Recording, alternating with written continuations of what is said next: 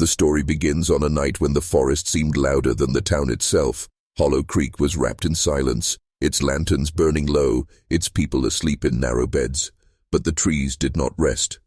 The pines whispered, the branches swayed though there was no wind, and from somewhere deep in the timber came the sound of laughter. It wasn't the playful giggle of children. It was sharper, hollow, carrying a rhythm that felt rehearsed, like a chant disguised as joy. That was the night the Marlowe sisters first became more than children. 3 girls, daughters of a quiet farming family, living at the edge of town where the woods pressed too close to the house. No one had noticed them much before, thin, pale, with hair as black as wet earth. But that year, 1903, Hollow Creek began to watch them differently. It started with small things. They vanished into the forest for hours, returning with strange tokens, feathers twisted into knots, stones marked with scratches no one could explain. They never told where they had been. They only smiled, wide, secret smiles that left even grown men uneasy. The elders called it nonsense, but unease spread quickly. People whispered about the way the sisters seemed untouched by sickness when fevers swept the town, about how their families' crops thrived when others withered, about the way animals turned their heads when the girls passed by, as though seeing something invisible at their shoulders.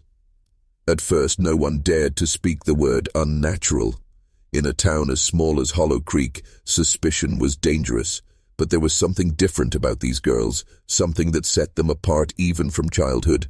The forest seemed to know them, and when they laughed, the trees answered. People began to say they weren't really playing at all, that their games in the woods were not games at all but rehearsals for something else, something the rest of Hollow Creek was not meant to see. Most towns carry a single shadow, a single story whispered in kitchens and back porches after dark. For Hollow Creek, that story was the Marlowe sisters and the strange bond they shared with the forest. No one admitted it aloud, but everyone knew the girls had been chosen, and whatever had chosen them was not human. By day, Hollow Creek was ordinary, a small town built on timber and soil, its people bound by the rhythm of work, church, and survival. But when dusk fell, the ordinary gave way to something else. The forest that surrounded the town seemed to draw closer at night, its shadows stretching long, its silence heavy. Folks said if you listened too long you'd hear it, the faint sound of voices drifting through the pines. Some swore it was just the wind. Others whispered that it was the Marlowe sisters. The 3 girls were no longer just children in the eyes of the town. They had become something closer to symbols, living reminders that Hollow Creek carried secrets no one dared touch. Their presence was always felt, even when they were unseen. If a dog barked into the dark, if a candle blew out without cause, if laughter echoed in the woods when no children were near, people thought of them. It wasn't just rumor. Too many had seen strange things. A mill worker claimed he passed the forest late one evening and spotted the sisters standing in a circle, unmoving, their faces tilted skyward. Their eyes were closed, their lips moving in perfect unison, as though reciting a prayer, but no words could be heard. He swore that as he watched, the ground beneath their feet trembled faintly, as if the earth itself were listening. When he told the story, people laughed nervously, but no one doubted him. Hollow Creek was the kind of place where fear disguised itself as silence. The sisters' family never spoke of it. Their parents went about their work as if nothing was wrong, as if 3 pale daughters wandering into the woods each night was nothing to fear. That silence only deepened the unease. Some wondered if the parents knew more than they let on, if the family itself was bound to something older than Hollow Creek, something rooted in the very soil they farmed. And so the whispers jeered. Go row. At church, the preacher's sermons faltered when the girls walked in, their black eyes watching from the pews. At the market, mothers pulled their children away from them. At night, men locked their doors earlier than before. Still, no one confronted the sisters, because deep down they feared that if the rumors were true, if the forest itself had chosen the Marlowes, then nothing could be done. Hollow Creek was already theirs. Children's games were meant to be innocent, hide and seek in the fields, skipping stones at the creek, tag beneath the church bell. But the Marlowe sisters never joined. They had games of their own, games that no one else understood, and no one dared to ask about. It was said their play always led them into the forest, vanishing beneath its canopy for hours at a time. They never carried toys, never held ribbons or dolls like other girls. Instead, they carried nothing but themselves, and when they returned, it was with a silence that unsettled everyone. Sometimes there was dirt beneath their nails, other times a strange scent clinging to them, a mix of sap, smoke, and something metallic like iron.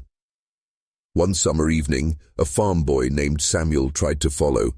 He was bold or foolish, depending on who told the tale. He crept through the trees, keeping to the shadows, his eyes locked on the white flash of their dresses weaving between trunks. He thought they were just playing, laughing as they spun in a circle. But then the laughter shifted. It grew deeper, sharper, no longer the sound of children but something layered, as though more voices had joined.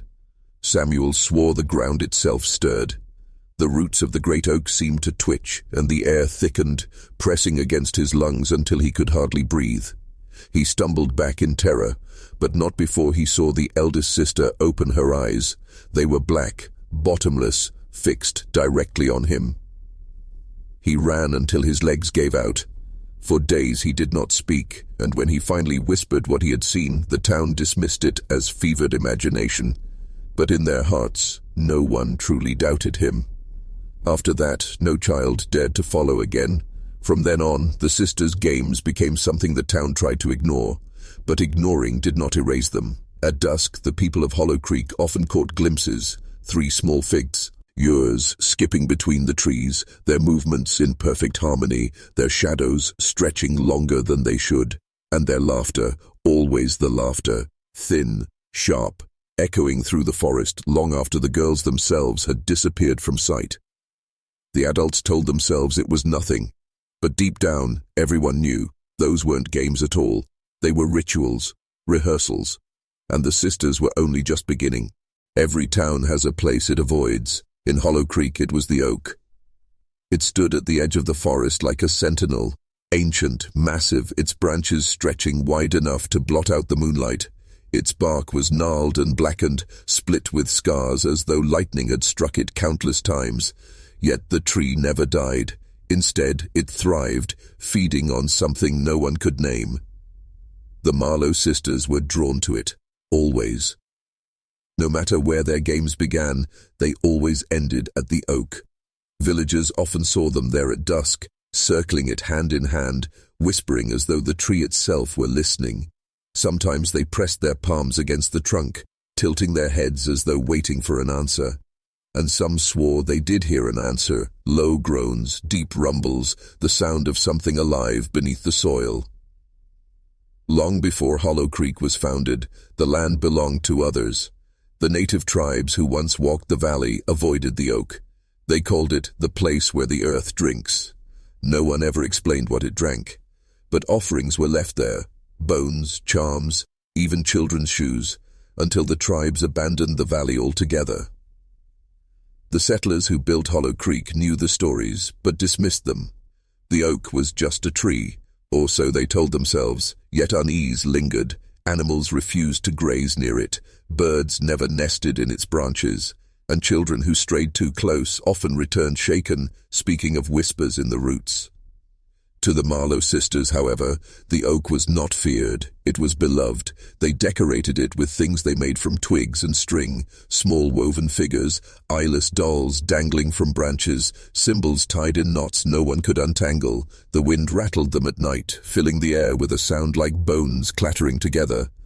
Neighbors swore that when the sisters gathered there, the forest itself seemed to hold its breath. Dogs whined, horses reared, and silence fell heavy over the land. The oak stood as the heart of it all, and the sisters, small, pale, unafraid, were its chosen daughters. No one dared stop them, because in Hollow Creek, everyone understood a simple truth. The oak was theirs, and whatever spoke from beneath its roots was still listening. The first disappearance was quiet, almost swallowed by Hollow Creek's silence. His name was Thomas Weaver, a boy of 9 with a crooked grin and restless feet. He was last seen chasing the Marlowe sisters toward the tree line, laughing, daring himself closer as the sun dipped behind the forest.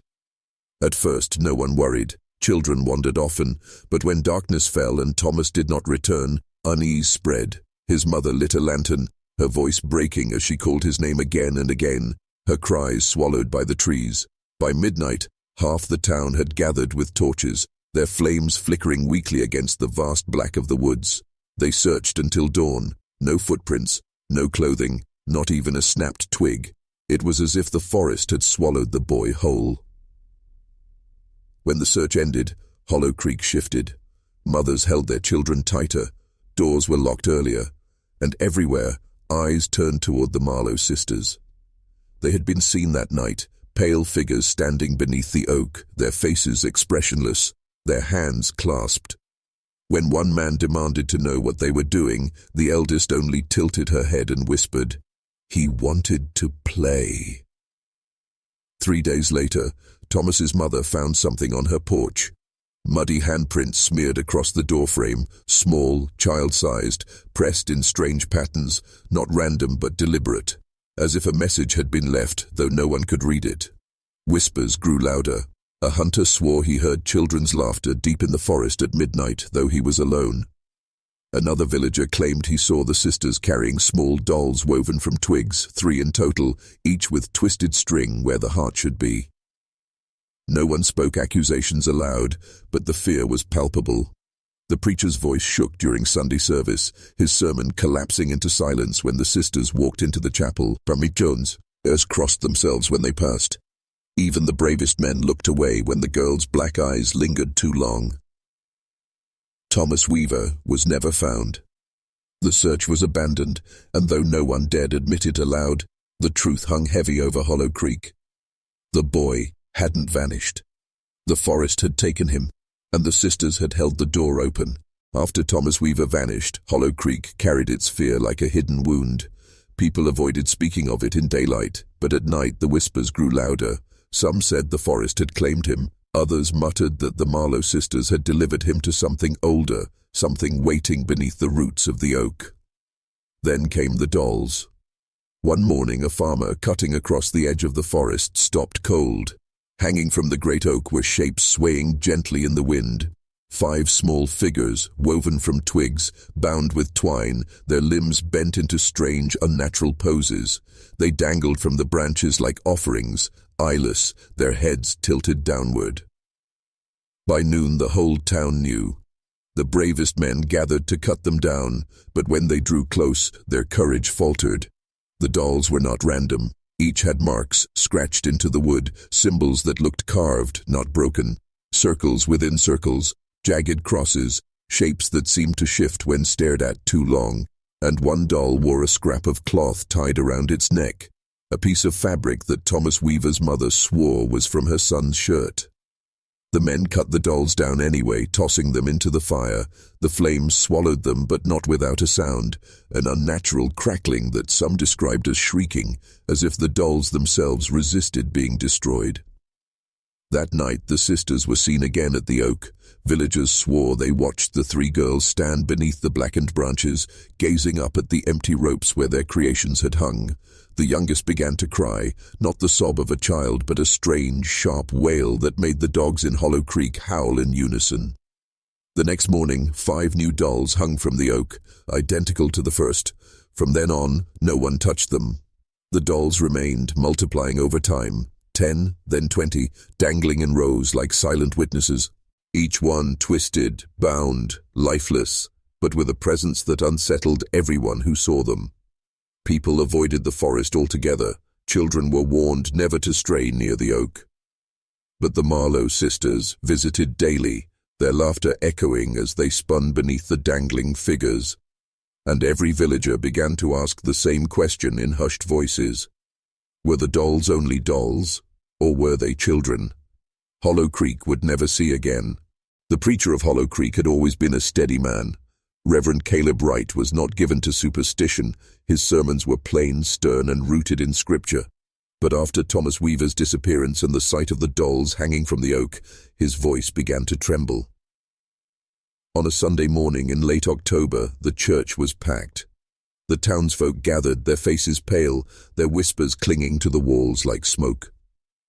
The Marlowe sisters sat in the front pew, their hands folded neatly, their black eyes fixed on the pulpit.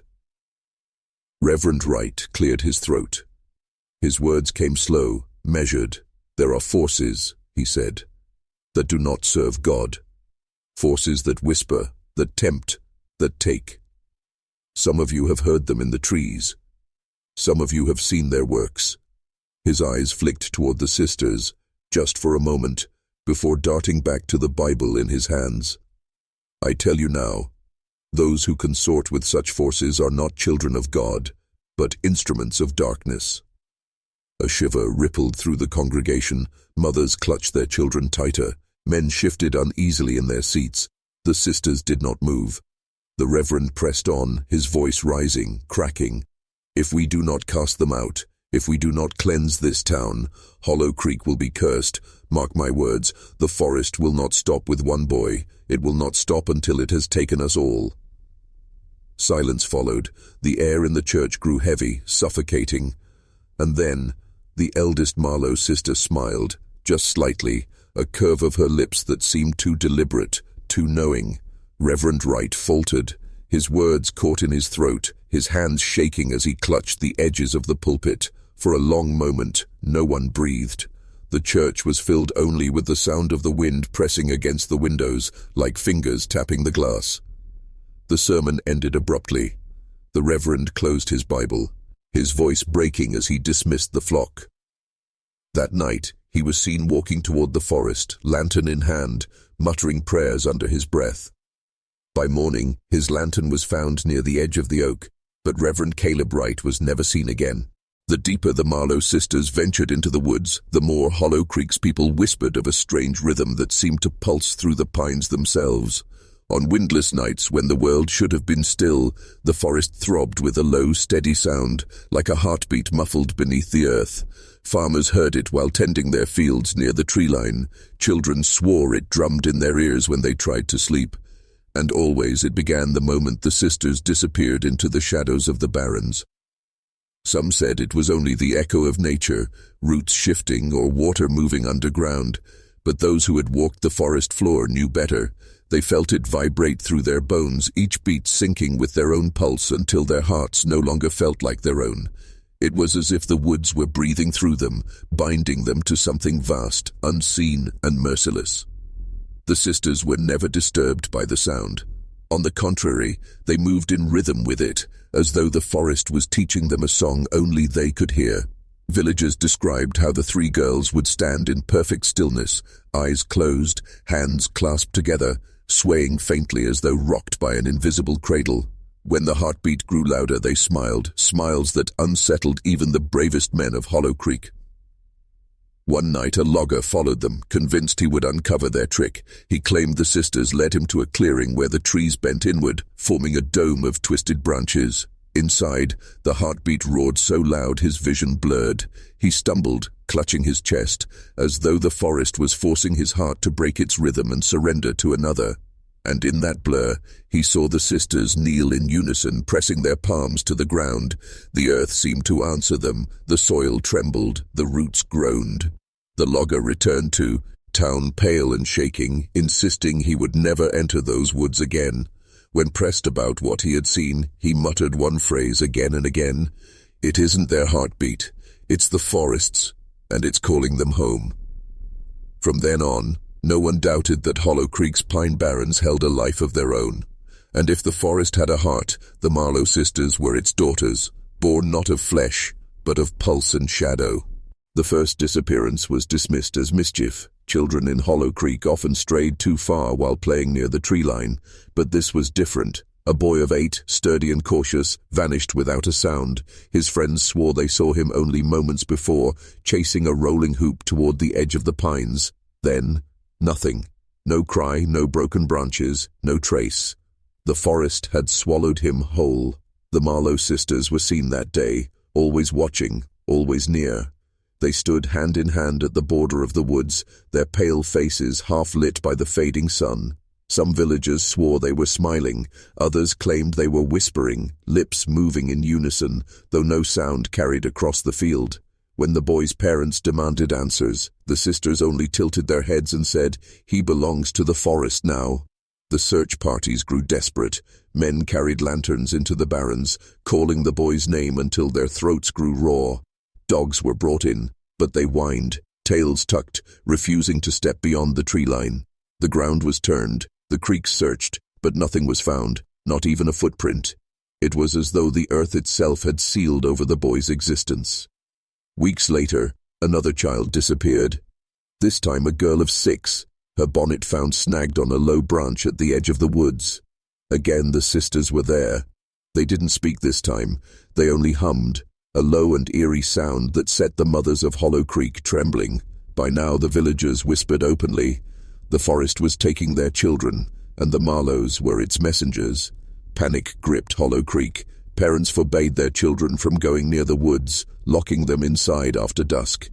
But the forest was patient. Sometimes the heartbeat returned louder than before, vibrating through the town itself as if mocking their feeble attempts at safety, and each time it grew louder, another child went missing. The people wanted to act. Some urged the church to intervene. Others called for the sisters to be taken from their home. But fear is a quiet tyrant. Hollow Creek was paralyzed, trapped between superstition and suspicion, unwilling to face what they knew deep inside. The forest was claiming what it wanted, and the Marlowe sisters were only the beginning. It was the third disappearance that broke Hollow Creek. A boy of 12, son of a mill worker, vanished while fetching water from the creek at dusk.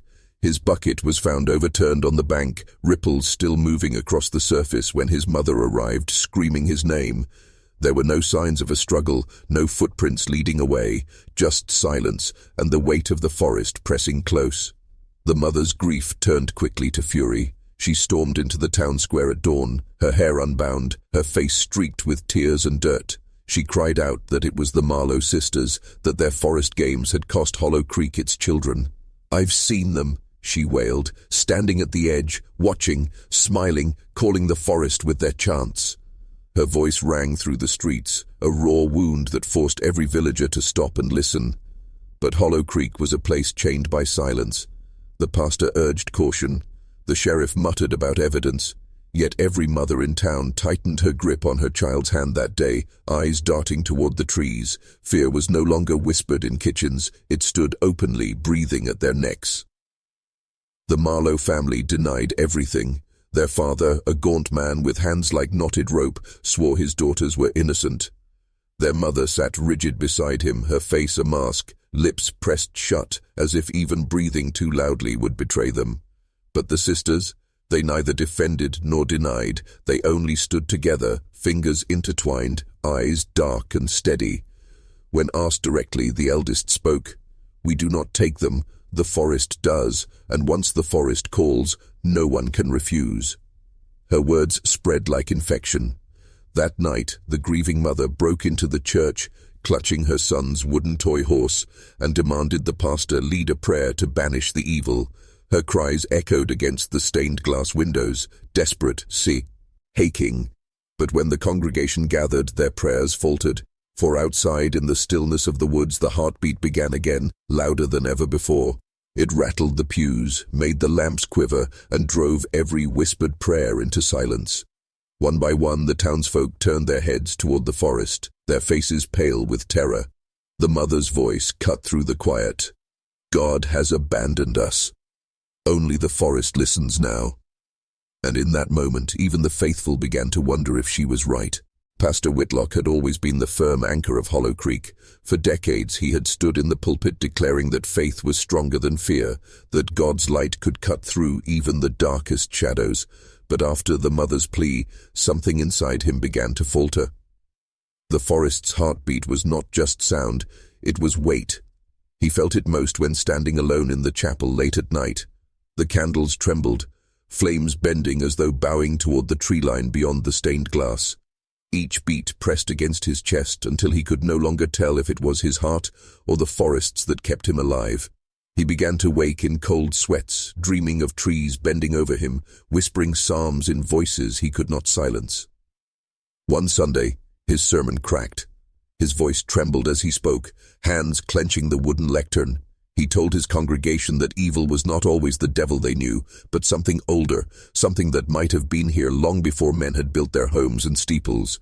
His words unsettled the pews. Some wept, others crossed themselves, but all of Hollow Creek knew one thing: their pastor had begun to doubt.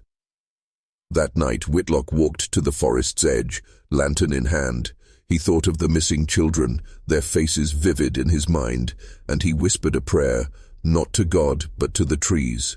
His voice broke as he begged, "If you hear me, if you take them, return them. Let me carry the burden instead." The forest answered, not with words, but with silence so absolute that the crickets stopped, the wind stilled, and even his breath seemed stolen. Then, faintly, the heartbeat rose, slow, powerful. The lantern flickered and went out. The pastor staggered back, clutching his chest, his knees buckling. He felt as though invisible hands pressed him into the earth, and in that suffocating moment, he swore he saw them, the Marlowe Sisters, standing just beyond the tree line, their faces half hidden in shadow, watching him with eyes too ancient for children. When he returned to the town, his hair was streaked white, though no one dared ask why. From that night on, his sermons carried no fire, only resignation. The man who had once promised salvation now offered nothing but warning. The forest does not forgive, and it does not forget. Sheriff Alden was not a man who believed in whispers. His life had been built on order, on rope, iron, and law. When crops failed, he blamed weather. When men quarreled, he blamed drink. But when children vanished without trace, even he could not bury the truth under paper and ink. By the time the third child was lost, Hollow Creek looked to him for answers. His badge felt heavier each day, a symbol not of authority, but of failure. He told himself the disappearances were the work of wolves or of some wanderer slipping through town. Yet at night, lying awake, he heard the same thing everyone else did, the heartbeat in the trees, steady, patient, as though mocking him. One evening, after the pastor's broken sermon, Alden made his choice. If no one else would confront the Marlowe sisters, he would. Armed with his revolver and a lantern, he marched to their home. Villagers watched from their windows, the glow of his light fading into the dark as he approached the crooked farmhouse that sat too close to the forest. The door creaked open before he could knock. There they were, 3 girls, hand in hand, staring at him as though they had been waiting. Their eyes caught the lantern flame, reflecting it like the eyes of wolves. Alden demanded answers. He shouted, threatened, even placed his revolver on the table before them, but the sisters never flinched. The eldest finally spoke, her voice calm and cold. "We do not take them, Sheriff. The forest chooses. We only listen." Her words rattled him more than any scream could have, for in that moment he realized something chilling. They believed it. They were not lying. Their conviction was as solid as iron. He left that night without firing a shot, without arresting a soul. His hands shook as he holstered his revolver, the lantern sputtering low. By the time he returned to the town square, the villagers saw the truth in his face. Their sheriff had gone to confront the darkness and had returned defeated. From then on, the people of Hollow Creek knew they were on their own. The law had no power against the forest, and their protector had become just another man afraid of the trees. The sisters watched him from the edge of the woods the next day. When the heartbeat returned, it was louder than ever, and Alden could no longer tell if it was the forest's pulse or his own. The fear in Hollow Creek had grown unbearable. Mothers no longer let their children play in the streets, fathers returned from the fields before dusk, and windows were barred though no thief prowled the town. Yet the forest still pulsed, its heartbeat rising and falling like a drum of war. It was then that the townsfolk decided to act. They called it the Night of Lanterns.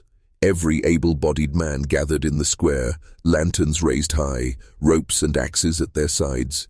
Even those who had never dared step into the pine barrens before now forced their feet forward, carried by rage and grief. The plan was simple. They would flood the forest with light, search every thicket, and prove once and for all whether the Marlowe sisters were guilty or whether the woods themselves held the missing children.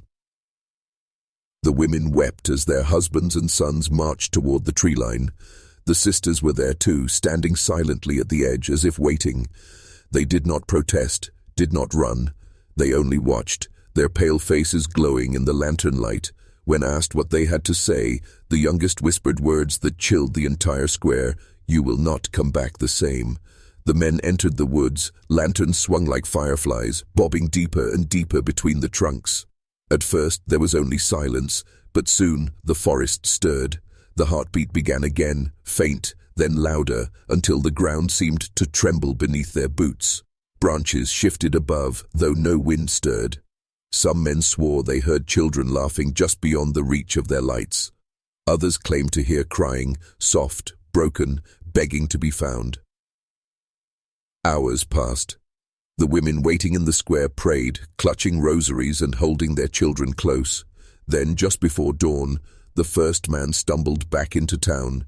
His lantern was gone, his face hollow, his shirt streaked with soil as though her eye had clawed his way through the earth itself. Behind him came others, staggering, silent, their eyes vacant.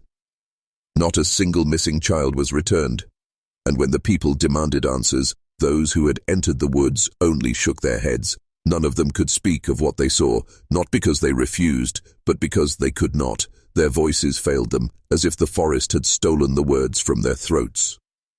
From that night forward, no one dared attempt another rescue. The forest had made itself clear. The children were its own, and the Marlowe sisters remained untouched, unblinking, waiting at the edge of Hollow Creek as if the Night of Lanterns had been nothing more than another of their strange games. The morning after the Night of Lanterns, Hollow Creek was a town transformed. The square, once filled with the chatter of markets and the laughter of children, was now a grave of silence. The men who had returned from the forest wandered like husks. They sat on steps, stared at walls, and refused food. Wives pleaded, children tugged at sleeves, but their fathers gave no answers, only empty stares that seemed to look past the world itself. Sheriff Alden tried to rouse them, to shake some order back into the town. He shouted, demanded that they speak, that they remember, but the men only blinked, their mouths working soundlessly, as though words had been locked inside their throats. Their silence spread like infection.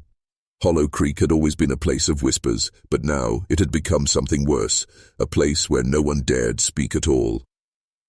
The Marlowe sisters walked through the square that day, hand in hand. The people parted for them like water around a stone. No one challenged them, no one touched them, but everyone watched. Their presence carried a weight heavier than law, heavier than prayer.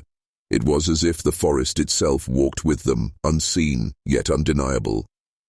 The grieving mother, the one who had begged in the church, fell to her knees as the sisters passed. She clutched at their skirts, crying for her son, begging them to lead her to him. The girls looked down at her, their pale faces calm, their eyes dark with something far older than pity. The middle child knelt, touched the woman's cheek, and whispered, "He is not lost. He has been found." The words were meant to soothe, but they broke the woman instead. She wailed, clawing at her own face until others pulled her away. That night she set her home ablaze with herself inside, her screams rising above the crackle of the fire. The villagers did not try to save her. They stood in silence, watching the flames consume what grief had already destroyed. By dawn, Hollow Creek was no longer a town. It was a shadow of one. The square remained empty. The children left behind no longer played, no longer laughed. And the forest, as though mocking their silence, pulsed louder with each passing night. The Marlowe sisters stood at the tree line once more, watching, waiting, and the people of Hollow Creek understood something they had long feared. This was not a sickness that would pass. This was a covenant. By the 15th year of the sisters' lives, Hollow Creek was no longer divided between the living and the missing. It was divided between those who still pretended life could continue and those who knew the forest had claimed them all. The square was abandoned. The church doors remained shut, the bell tower silent.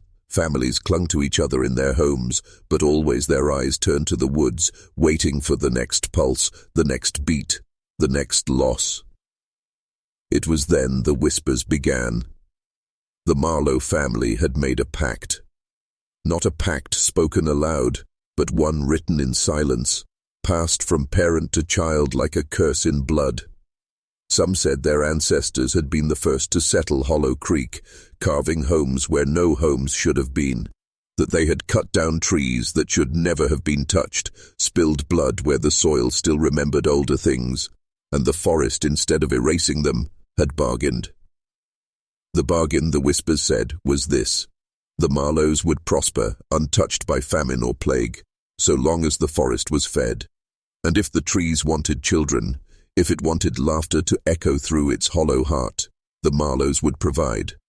Not by offering their own daughters, but by becoming the forest's heralds, drawing others to its pulse. The theory spread in secret, never spoken too loudly, for fear the sisters would hear. Yet no one could deny its weight. The Marlowe crops grew even when blight destroyed others. Their livestock thrived while neighbors buried theirs in shallow pits, and through it all, the sisters never aged as others did. They grew taller, yes, but their faces remained sharp and pale, their eyes growing darker each season, like wells without end. One night, a drunken farmer shouted in the tavern that he would end it, that he would take an axe to the sisters' home, burn it to the ground, and cut the bargain off at its root. But by morning, he was gone. His cart stood abandoned on the road, his horse tethered and waiting, but no trace of the man was ever found. The villagers said nothing. They did not even whisper this time, for by now they understood Hollow Creek lived not by its will but by its silence, and silence was the language of the forest. The sisters were not bound by fear of the pact. They were the pact. It was in the spring of 1906 that the forest gave something back. A hunter, braver than most, claimed he had seen it. A child crawling from the soil itself at the edge of the barrens, not born of mother, not carried by womb, born of earth. Its skin was pale as the moon, its eyes sealed shut, its small chest heaving in rhythm with the heartbeat that pulsed through the ground. The hunter told no one at first. He thought it a vision born of exhaustion, of hunger and fear. But days later, the story leaked. The Marlowe sisters were seen carrying something through the woods, wrapped in cloth, their hands gentle, their faces lit with a strange devotion. They brought it to their home, and from that night onward, the heartbeat grew louder, deeper, as if the forest itself rejoiced. The villagers spoke of it in hushed voices. The hollow birth. Some said it was one of the missing children returned, reborn in a body not its own. Others whispered it was no child at all but the forest's answer to the pact, a new vessel, a bloodline born from soil instead of flesh. The sisters were changed after that night.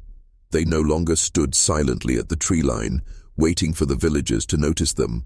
They began to walk through town with the cloth bundle in their arms, moving slowly, deliberately, letting every pair of eyes see. Mothers clutched their children tighter, men averted their gazes, but no one dared speak. When the wind shifted, some swore they heard the bundle crying, but not like an infant. Its wail was hollow, echoing as though the sound came from beneath the earth instead of from its tiny mouth. Sheriff Alden tried to confront them once more. He demanded to see the child, to prove it was nothing more than a babe. But when the eldest sister unwrapped the cloth for him, he stumbled back in horror. He never described what he saw. He never could. His hair whitened fully within a week, and his hand shook so badly he could no longer hold a gun. From that day on, the sheriff walked with his eyes down, muttering to himself, as if trying to drown out a voice only he could hear. And Hollow Creek knew the truth. The forest had not only taken their children, it had given one back. And this time it was theirs forever. The hollow birth did not stay hidden for long. As the weeks passed, villagers began to notice strange glimpses. A pale hand reaching from the sister's window, a silhouette moving against the light when no one else was inside. The whispers grew louder, and the name passed from mouth to mouth until it became a curse, the white-eyed child. For when the bundle was finally seen uncovered, it was not what anyone expected. Its eyes, though open, were not the soft blue of a newborn. They were milky white, clouded like stone, with no pupils to anchor them. Yet those who met its gaze swore it could see them more deeply than any living thing.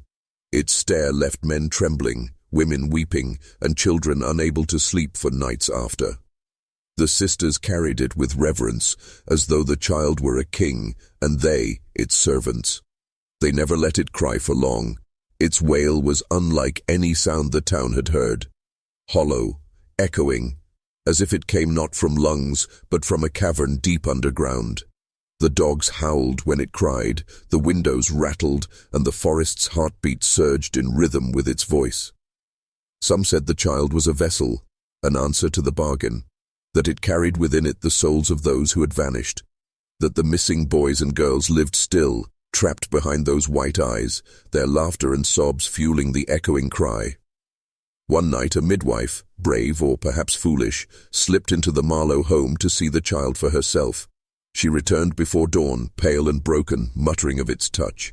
She said its fingers were ice, its grip stronger than any infant's, and that when it reached for her, she saw visions. A forest older than time, roots twisting like veins, mouths in the soil whispering her name. She collapsed the next day, her body racked with seizures, her tongue bitten bloody as if she were fighting something inside her own skull. She never spoke again. The townsfolk no longer called the Marlowes cursed, they called them chosen, and in the shadows of their homes mothers held their children tighter, praying their sons and daughters would never be noticed by the white-eyed thing that was cradled against the sisters' hearts. For everyone in Hollow Creek knew now, the forest had not only taken their children, it had learned how to make its own. Imagine a prison with no bars, no guards, and no locks. Only glass, a prison where the only thing that watches you back is your own reflection, and yet it is not you. That was the fate of Elias's twin, bound not to earth but to the endless, shimmering surface of mirrors. By 1880, the villagers no longer whispered of curses, they whispered of captivity. For it was not Elias who was trapped, but the boy inside the glass. Each time Elias stood before a mirror, the reflection did not mimic him perfectly. The movements lagged, the expression carried a sorrow too heavy for a child of 12. When Elias raised his hand, the reflection's hand rose slower, as though chained. When Elias smiled, the reflection's mouth barely twitched, as if joy were forbidden within that glass world. And when Elias turned away, the reflection did not always turn with him. Sometimes it lingered, staring directly outward, as though pleading for release. His mother, weary and half-broken by grief, tried to avoid mirrors altogether. She draped them in cloth, hid them in storage, or smashed them when her hands trembled too much to bear it. But she could not stop others. Neighbors, curious and cruel, brought Elias before mirrors to see the phenomenon for themselves. Each time his twin appeared, gaunt, pale, and trapped in silver stillness. The boy in the mirror no longer seemed like a reflection, but a prisoner behind glass, condemned to mimic a life he could not touch. Whispers spread through Romania that Elias carried a shadow, a soul divided, a brother chained to the other side. Scholars speculated, priests warned, and villagers recoiled. But Elias himself felt no hatred for the boy in the mirror, only guilt. He spoke to him in hushed tones at night, when no one else was watching. "I know you're in there. I will find a way," he whispered, pressing his palm to the glass. And sometimes the reflectee, pressed back, its eyes brimming with a desperate, unspoken plea. It was not madness that haunted Elias, but devotion. He began to wonder whether he was truly the free one, or whether both brothers were prisoners, one to the mirror, the other to the weight of its secret. The mirror was no longer just a surface. It had become a window, a cage, and perhaps a warning. By the autumn of 1881, Elias was no longer a child, but a boy haunted by obsession. Each day he carried with him a notebook, its pages crowded with strange diagrams, scratched Latin phrases, and questions only he could ask. How does one free a soul from glass? How does one reach through silver? The answers eluded him, yet the compulsion grew stronger, until his very life revolved around the boy trapped in the mirror. At first Elias's attempts were innocent. He lit candles around the glass, whispering prayers his mother had once taught him. He sprinkled holy water across the surface, only to see his twin flinch, as though it stung. He tried to draw symbols with chalk across the edges of the mirror, copying fragments of old texts scavenged from abandoned churches. Each night he stood before the reflection, waiting for a change, for the prisoner to be released. Nothing worked. But then, the mirror began to react. On certain nights when Elias whispered to his twin, the glass quivered as though it were water. The boy inside pressed his palm against the surface, and Elias felt, not warmth, not flesh, but a chilling resistance, as if the barrier between them was thinning. The more he tried, the more alive the reflection became. Its lips moved when Elias spoke. Its eyes followed him even when he turned away. And sometimes late at night, he swore he heard faint knocking from inside the glass.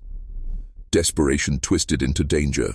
Elias began cutting small wounds into his palm, pressing the blood against the mirror, convinced the shared essence would bridge the worlds. His reflection mirrored the act, but the blood never smeared the glass. It only dripped down Elias's real hand. The reflection's wound closed too quickly, like a lie. One evening, Elias placed a birdcage beside the mirror. Inside, a sparrow fluttered nervously. He lifted the cage, holding it close to the glass. The reflection mimicked him, holding the same cage. Then, without warning, the sparrow in the mirror began thrashing violently against invisible walls, as though suffocating in a place with no air. Elias dropped the cage in horror. The real sparrow was unharmed, but the one in the glass lay still, dead. The boy in the mirror looked at him then, not with sorrow, but with accusation. Elias knew he was closer than ever. The barrier was thinning, but the cost of touching the other side was no longer just his own blood. Others would suffer. And the question grew darker. Was he trying to free his twin, or invite something else into the world? By the winter of 1881, Hollow Vale no longer whispered about Elias. They feared him openly. What had once been dismissed as childish strangeness now took on the weight of danger. Livestock refused to go near the boy's home. Dogs growled and barked at windows as if something inside pressed against the glass. Even the birds, once so common in the crooked trees, had vanished from the woods surrounding the Hale household. The villagers spoke of sounds at night, low knocking that echoed across the frost-bitten streets, though no hand touched any door. Sometimes when a woman polished her small vanity mirror, she swore she saw not her own reflection, but the pale, sorrowful face of a boy she had never met. Elias's twin was no longer bound only to his brother's glass. The presence was spreading. Elias's experiments had grown reckless. He no longer feared cutting his hands, smearing the blood across frames, chanting words that were not prayers but something older, something broken. His mother, terrified, begged him to stop. "You are calling things that should not be called," she wept, clutching his trembling hands. But Elias would not relent. He was convinced that with one final act, the barrier would shatter. The villagers began to act. Fathers warned their children never to play near the Hale home. Mothers crossed themselves when Elias walked by. A group of men met in the candle-lit back of the church, voices hushed with anger and fear. They spoke of curses, of blasphemy, of the boy who brought strange things into their lives. "If he opens that mirror," one man whispered, "he will open the door to all hell." And then came the animals. A farmer reported finding 3 of his cows dead by the stream, their eyes glazed with a silvery sheen, as if polished into mirrors themselves. A shepherd swore that when his flock scattered one moonless night, he saw children's faces staring. Out from the dark pool of the river, pale and trapped beneath the water's surface, Elias's name was on every tongue. Yet Elias felt none of their fear. He felt only urgency. In the stillness of night, when the candles guttered and shadows stretched, his twin pressed harder against the glass, lips moving soundlessly, eyes wide with desperation. Elias was sure of it now. His brother was calling to him, begging him, needing him. The village feared Elias as a monster. Elias saw himself as a savior. But what truly was trapped behind the glass? The brother he loved, or something wearing his brother's face? The night of reckoning came when the snow lay heavy on the roofs of Hollow Vale, and the moon burned cold and distant above the village. Word had spread that Elias's experiments had gone too far, that he was no longer just a strange boy with a cursed reflection, but a danger to them all. Doors slammed shut as men carried lanterns into the dark, their boots crunching across the frozen earth. They moved with the silence of hunters, their faces grim with resolve. At the Hale house, the air was colder than the snow outside. Curtains trembled though no wind touched them. The windows, half covered in blankets and rags, glowed faintly from within, as if candlelight were straining to hold back something greater, something pressing from the other side. When they burst through the door, they found Elias standing before the mirror. His small figure was framed in flickering light, blood dripping from his fingertips as he pressed them again and again to the glass. The boy in the mirror mimicked the act, but his face was no longer sorrowful. It was eager, urgent, lips pulled into something too close to a smile. "Elias!" one of the men barked, voice cracking under the weight of fear. "Step away from it!" Elias did not turn. His eyes were fixed on the reflection, which had stopped mimicking him. It stared out at the men instead, its head tilting unnaturally, as if studying prey. A collective gasp filled the room. Reflections were not supposed to look away. One of the men raised a crucifix, his hand trembling. Another lifted a hammer, ready to shatter the glass. But Elias spun around then, his face streaked with tears, his voice raw. "No, you don't understand. He's my brother. He's trapped. If you destroy the mirror, you'll kill him." The reflection pressed its palm harder against the glass, and the surface rippled like water. For a heartbeat, they all saw it. The prison was weakening. Something was coming through.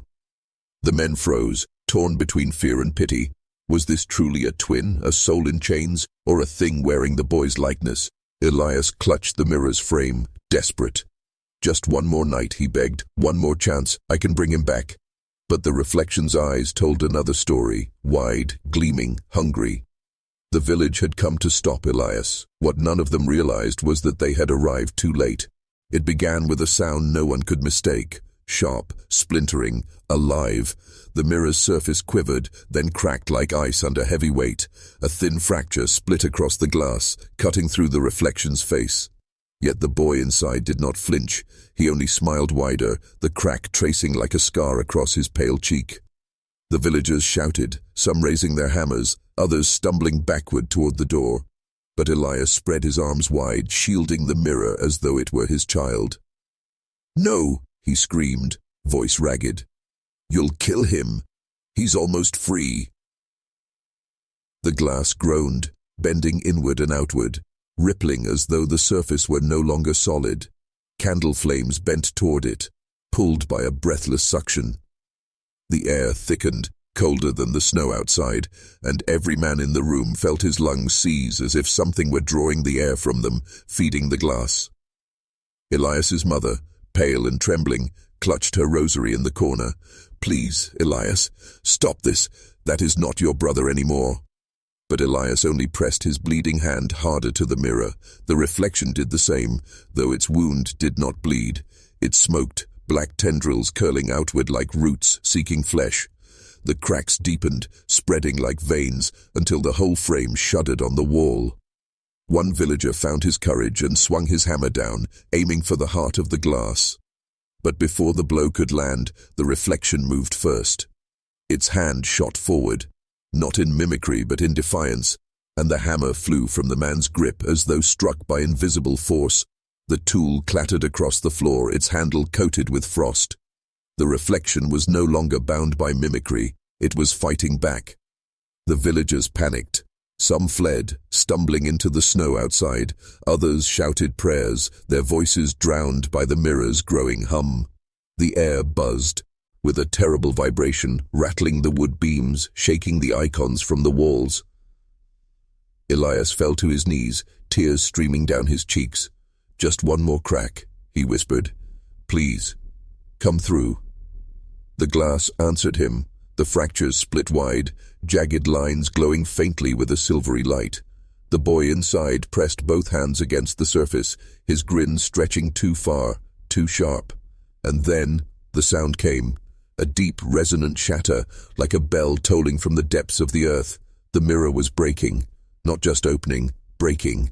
The moment the mirror split, the air turned unnatural, thick as tar, heavy with the weight of something that did not belong. The silver fractures pulsed like veins, glowing with a ghostly light that threw long, warped shadows across the Hale home. And from within, the boy, the reflection, leaned forward, not as an image, but as flesh pressing against the skin of reality. The villagers who remained stumbled back, their lanterns sputtering. Some crossed themselves frantically, muttering prayers too fast to understand. Others could only stare, frozen, as the impossible unfolded before them. The reflection's hands pierced first, slipping through the cracks like liquid silver. Where his fingers touched the wooden floor, frost bloomed outward, curling across the boards in jagged patterns. Elias gasped, joy breaking across his tear-streaked face. "He's here! He's coming through!" he cried, his voice full of triumph, deaf to the terror filling the room. But his mother saw what he would not. The boy who pulled himself free was not her lost son, not anymore. His movements were jerky, almost insect-like, shoulders dislocating as he squeezed through the widening cracks. His eyes, once mirrors of Elias's own, now gleamed with a predatory hunger. His grin, too wide, too sharp, was not born of joy but of victory. One man bolted for the door, but the reflection moved faster. A pale hand snapped forward, not bound by glass now, but made of it, cutting the air with a sound like breaking ice. The man screamed as frost spread across his arm, locking it solid. Within moments, the limb cracked, shattering into shards that fell to the floor.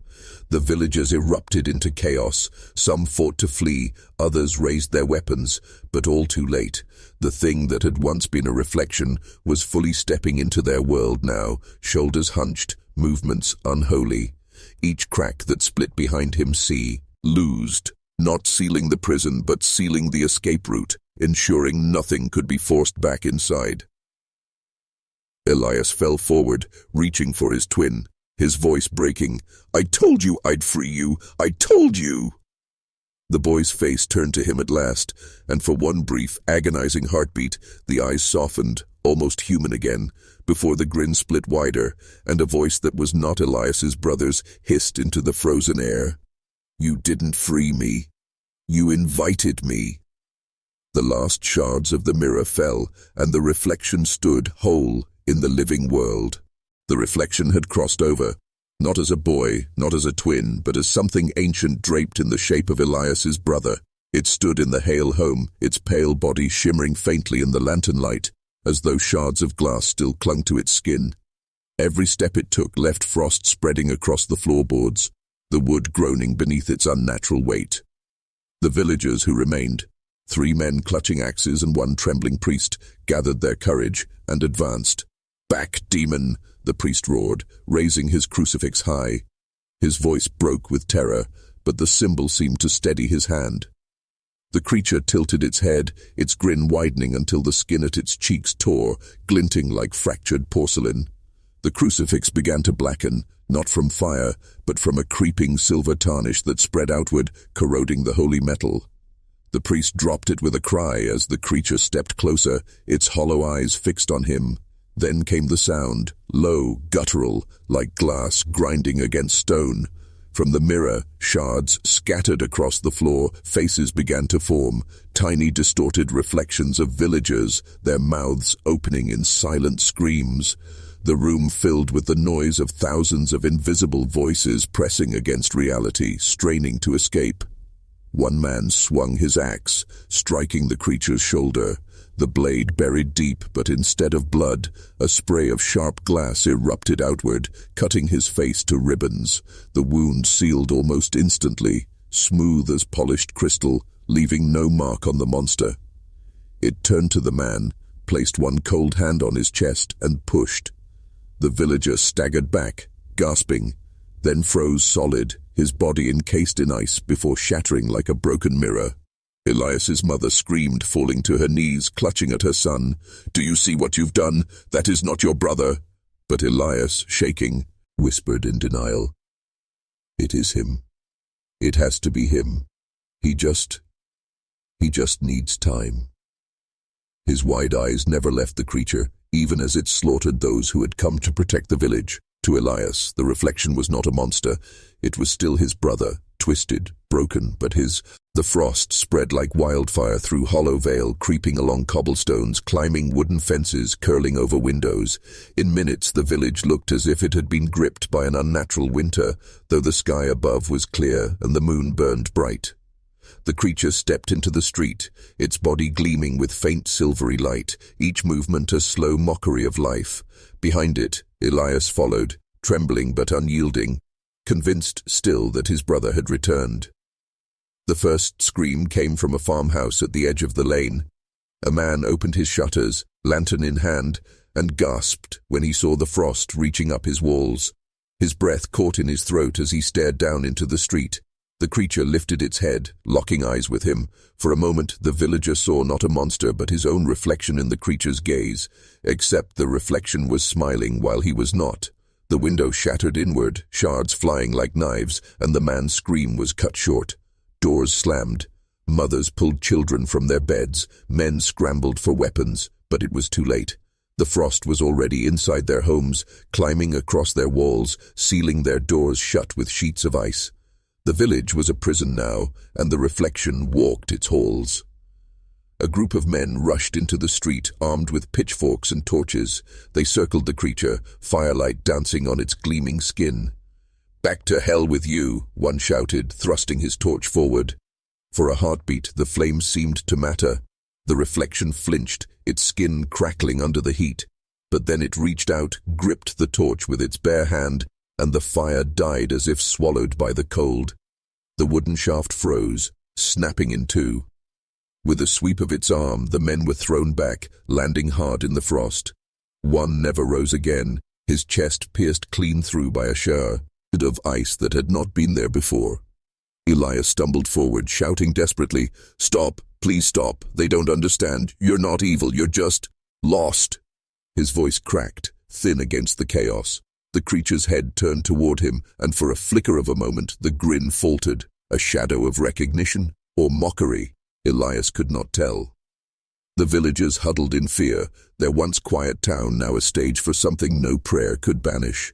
Hollow Vale had awakened to a nightmare. And it was only the beginning.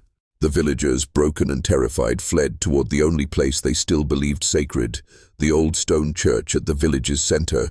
Its thick walls had stood for centuries, and within them they hoped the creature's frost would not penetrate. The heavy doors slammed shut, bolts drawn, candles lit in trembling hands. The survivors huddled beneath the high crucifix, their breath clouding in the air. The priest, pale but resolute, raised his voice above the sobs. "This is consecrated ground. The evil cannot pass here. If we keep our faith, we will endure." His words carried weight, but his eyes betrayed doubt. For already the frost was creeping up the church windows, faint cracks webbing across the stained glass. Elias was among them, dragged there by his mother, though his eyes kept darting to the door, frantic. "We can't leave him out there," he cried. "He's not evil. He's my brother." His words drew fury. Villagers grabbed him by the shoulders, shouting, "Your brother is dead. That thing is not him. It is a curse you unleashed upon us all." The priest silenced them with a raised hand. "No," he said quietly, staring into Elias's trembling face. "Perhaps it is true. Perhaps the boy did not die. But what he has become, it cannot remain in this world." As if in answer, a thunderous crack rang out across the church. The doors shook violently, frost racing across the heavy wood. The candles flickered, extinguished one by one, plunging the sanctuary into near darkness. The villagers clutched each other, whispering prayers, their voices breaking. Then came the sound again, knocking. Slow, deliberate from the outside. The creature had found them. Elias pressed his forehead to the cold wood, whispering through the barrier, "Please, don't hurt them. Take me instead." And in the silence that followed, the knocking stopped. For the first time, the creature listened. The silence after Elias's plea was worse than the knocking. The villagers held their breath, waiting, praying, straining their ears in the darkness. For a long moment, nothing stirred beyond the doors. Some began to hope. Others clutched the priest's robes, whispering, "Maybe it's gone. Maybe it cannot enter here." Then came the first crack. Not from the doors, but from the stained glass windows high above. The holy images of saints shivered as if alive, their painted faces trembling. A sharp fracture split across the image of Saint Michael, and through it seeped a pale glow. The frost was not stopped by faith, it was seeping in through the smallest weaknesses. The villagers screamed as one window shattered, raining down colored glass. The creature's hand slipped through the opening, fingers long, glinting like crystal daggers. It reached, not for Elias, not for the priest, but for the crucifix itself. The priest hurled himself forward, clutching the cross and raising it high. "You shall not desecrate this place," he roared. The creature froze for a heartbeat, eyes narrowing, its grin fading, but then its arm twisted unnaturally, pushing further through the gap. The crucifix began to crack, hairline fractures spreading across the wood, as though faith itself was being tested. Elias broke free from his mother's grip, rushing toward the altar. "Stop," he cried. "If you want me, I'm here. Leave them alone." His voice cracked, desperation pouring out like blood. The reflection's eyes locked onto him. The grin returned. Slowly, the hand retreated from the crucifix, curling into a beckoning gesture. The frost spreading across the church walls ceased, hovering in unnatural stillness, as if the entire building held its breath. The priest's face drained of color. He understood. "It doesn't want us," he whispered. "It only wants the boy." Elias turned to the terrified congregation, his young face alight with both fear and resolve. "If I go to him," he said, voice shaking, "maybe it will stop. Maybe it will leave you." The church erupted in chaos. Pleas, curses, cries of "no" and "yes, take him" mingled in the cold air.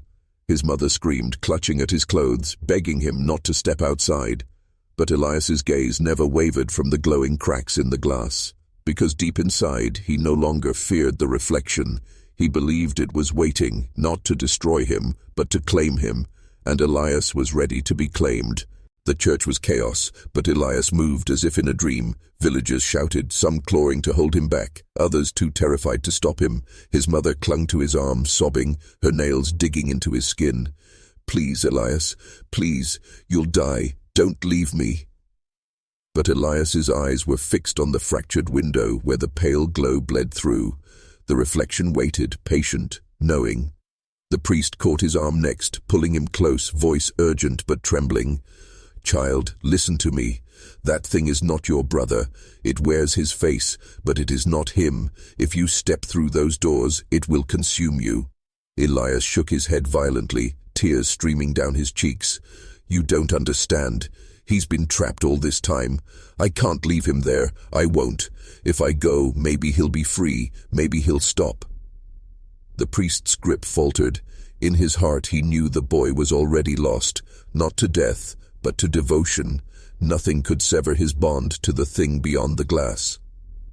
Elias's mother collapsed against the pews, her cries filling the sanctuary. He kissed her forehead, trembling, whispering, "I'll see him again, Mama.